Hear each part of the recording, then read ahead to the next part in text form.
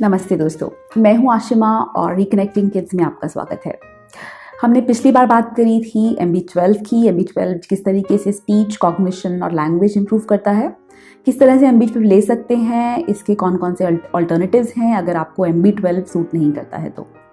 इसी को आगे बढ़ाते हुए आज मैं बात करने वाली हूँ एक और बहुत इंपॉर्टेंट सप्लीमेंट की, जिसको बोलते हैं फोलेट।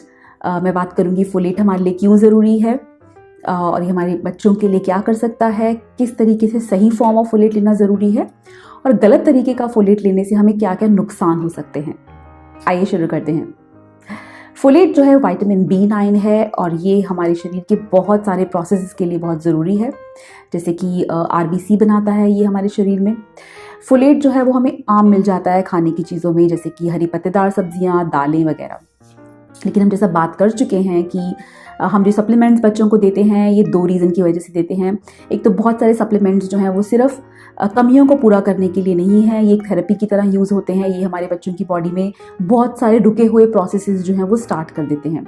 इसीलिए एक्सटर्नल सप्लीमेंटेशन जो है वो ज़रूरी है, क्योंकि हमें उन्हें हायर क्वांटिटी में देना है, ज़्यादा मात्रा में देना है हमें। दूसरा रीज़न ये है कि खाने से सिर्फ जो है वो, जैसा मैंने बताया कि बच्चों के जो गट हैं हमारे वो लीकी हैं, तो खाने से सिर्फ जो है वो न्यूट्रिशन एब्जॉर्ब अभी नहीं कर सकते हैं, एटलीस्ट शुरुआत में। जब उनके आगे जाके गट ठीक हो जाएंगे तो हम इन सप्लीमेंट्स की क्वांटिटी ऑफ कोर्स कम कर देंगे और वो ज़्यादा से ज़्यादा न्यूट्रिशन जो है वो खाने से ले पाएंगे। लेकिन शुरू में हमें सप्लीमेंट्स की मदद लेनी पड़ती है। इसीलिए ही जो है वो फोलेट जो है वो दिया जाता है। इसको ज़्यादातर MB12 के साथ दिया जाता है और ये बहुत इंपॉर्टेंट है मिथाइलेशन का प्रोसेस शुरू करने में हमारे बच्चों के लिए। मिथाइलेशन के बारे में हम ऑलरेडी बात कर चुके हैं कि ये डिटॉक्सिफिकेशन प्रोसेस है, जिसके तहत हमारी शरीर जो है वो जितने भी टॉक्सिन्स हैं, जितनी भी हार्मफुल चीज़ें हैं, उनको हमारा शरीर जो है वो बाहर निकाल देता है। फोलेट जो है वो इसमें मदद करता है हमारी। फोलेट जो है वो सही फॉर्म में, जो ज़्यादा बायो अवेलेबल फॉर्म है, जिसका मतलब है कि हमारी बॉडी में अच्छे से जो एब्जॉर्ब हो जाती है वो फॉर्म, वो है मिथाइल फोलेट या फिर फॉलिनिक एसिड। ये है सही तरीके का लेने की फोलेट। आम तरीके से आम जो पाया जाता है फोलेट बहुत सारे सप्लीमेंट्स में, बहुत सारे मल्टीविटामिन्स में, ओवर द काउंटर चीज़ों में, वो मिलता है फॉलिक एसिड की फॉर्म में, जो कि बायो अवेलेबल फॉर्म नहीं है, जिसको अब्जॉर्ब करने के लिए हमारी बॉडी को उसको कन्वर्ट करना पड़ता है मिथाइल फोलेट में या फॉलिनिक एसिड में। हम पहले भी बात कर चुके हैं कि हम में से बहुत सारे लोगों में, रिसर्च में ऐसा पाया गया है कि हम में से बहुत सारे लोगों में MTHFR जीन का वेरिएशन है। ये जीन जो है वो बहुत इंपॉर्टेंट काम करता है मिथाइलेशन का, और इसी की वजह से, इस वेरिएशन की वजह से हम बहुत सारे विटामिन्स को कन्वर्ट नहीं कर पाते हैं, जिसकी वजह से डिटॉक्सिफिकेशन का प्रोसेस जो है वो रुक जाता है। ये जीन जो है वो फॉलिक एसिड या फोलेट के साथ भी कुछ ऐसा ही करता है। जो फोलेट को कन्वर्ट करना होता है फॉलिनिक एसिड में या फिर मिथाइल फोलेट में, इस जीन वेरिएशन की वजह से वो प्रोसेस पूरा नहीं हो पाता। और अगर हम फॉलिक एसिड ले रहे हैं, फोलेट को फॉलिक एसिड में की तरीके से ले रहे हैं, तो ये हमारे शरीर में पड़ा ही रह जाता है और टॉक्सिक हो सकता है। इनफैक्ट जॉन हॉपकिंस यूनिवर्सिटी जो है वो टॉप रिसर्च यूनिवर्सिटी है अमेरिका में।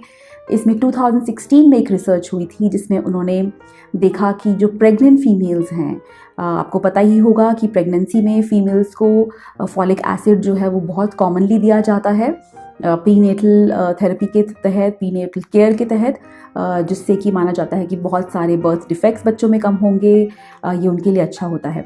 लेकिन इस रिसर्च में जॉन हॉपकिंस यूनिवर्सिटी ने ये पाया कि जिन फीमेल्स ने फॉलिक एसिड लिया था, उनमें से बहुत सारी फीमेल्स के आगे जाके बच्चों को ऑटिज्म स्पेक्ट्रम डिसऑर्डर जो है वो डायग्नोस हो गया। आप रिसर्च कर सकते हैं इस रिसर्च के बारे, इस इम्पॉर्टेंट रिसर्च के बारे में आप रीड कर सकते हैं, मैं इसका लिंक भी छोड़ दूंगी। और इसका रीज़न जैसे मैंने बताया कि ना सिर्फ बच्चों के लिए नुकसानदायक होता है, बट जैसा मैंने बोला ये एडल्ट्स के लिए भी होता है।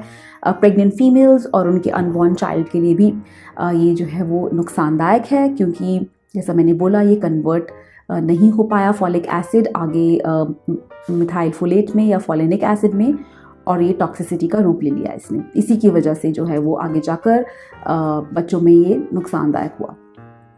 जैसा मैंने बोला, इसको लेने का ठीक तरीका जो है वो फॉलिनिक एसिड या मिथाइल फोलेट है, जो कि रेडिली एब्जॉर्ब हो जाएगा और बहुत बहुत फ़ायदा पहुंचाता है ये बच्चों को भी, लैंग्वेज इंप्रूव करने में, कॉग्निशन इंप्रूव करने में और स्पीच लाने में। MTHFR जीन के बारे में हमने बहुत सारे एपिसोड्स में बात करी है।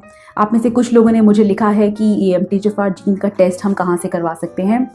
अभी तक जो है वो टेस्ट जो था वो इंडिया से बाहर जाता था। कुछ लैब्स थी जो अमेरिका में स्पेसिफिकली MTHFR जीन और इससे जुड़े हुए और कुछ जीन्स जो थे उनके टेस्ट भी करती थी। गुड न्यूज़ ये है कि अब ये टेस्ट जो हैं वो इंडिया में भी हो सकते हैं।